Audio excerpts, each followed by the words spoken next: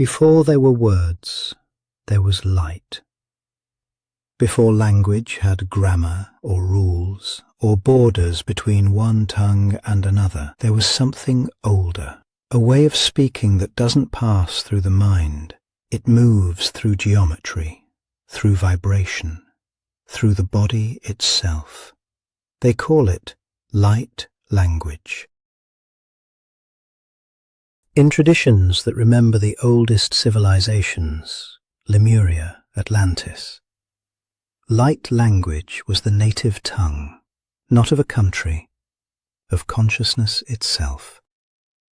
It doesn't live in one form.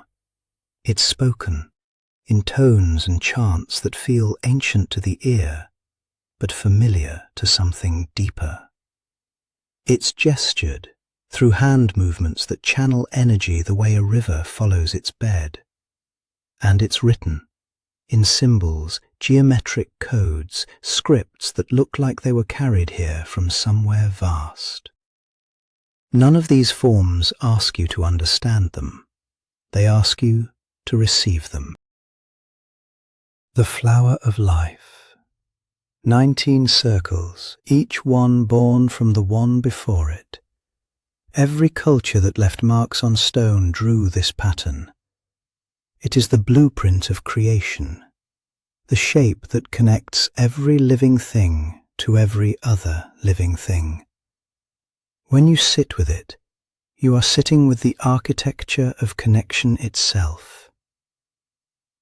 The Sri Yantra, 9 triangles interlocking around a single point.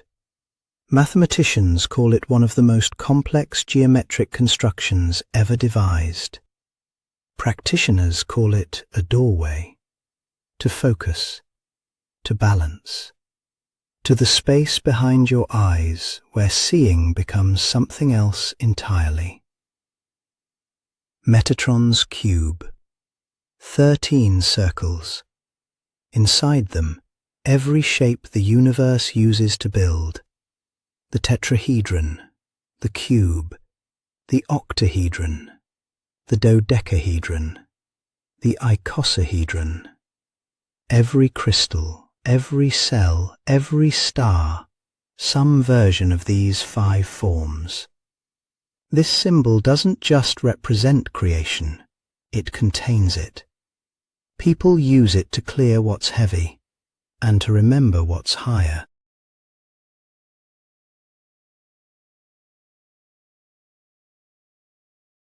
Then there are the scripts that no one taught and no one memorized. Channeled glyphs. They arrive through the hand or the voice of someone who has learned to step aside and let something older come through. They look like a language you've never seen, and yet something in you recognizes them. Not the mind. The mind wants to decode, to translate, to file them under a system it already knows. These symbols aren't asking to be understood that way. They're energy, packets of frequency dressed as ink. When you look at them, really look, they don't give you information. They give you a shift. If you want to try this, and something in you does or you wouldn't still be here, the practice is simple. Not easy. Simple. Find a symbol, not the one your mind thinks is interesting, the one your body responds to, the one that makes something behind your ribs go quiet. Sit with it. Let your eyes soften. Don't analyze the lines or try to figure out what they mean. Let them be shapes. Let them be light. Now hold one intention.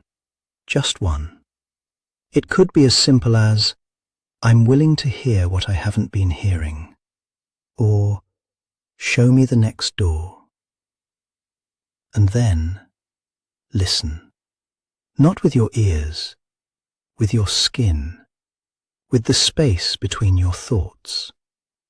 People who practice this describe warmth, a tingling between the eyebrows, a sudden knowing that has no words attached to it. That's the language arriving. Not in your mind, in you. There is one more way in. Pick up a pen. Let your hand move without asking it where it's going. Don't plan, don't judge. Just let the line follow whatever wants to come through. What appears on the page is yours, your own light language. The alphabet no one else will ever speak exactly the way you do. The door was never locked.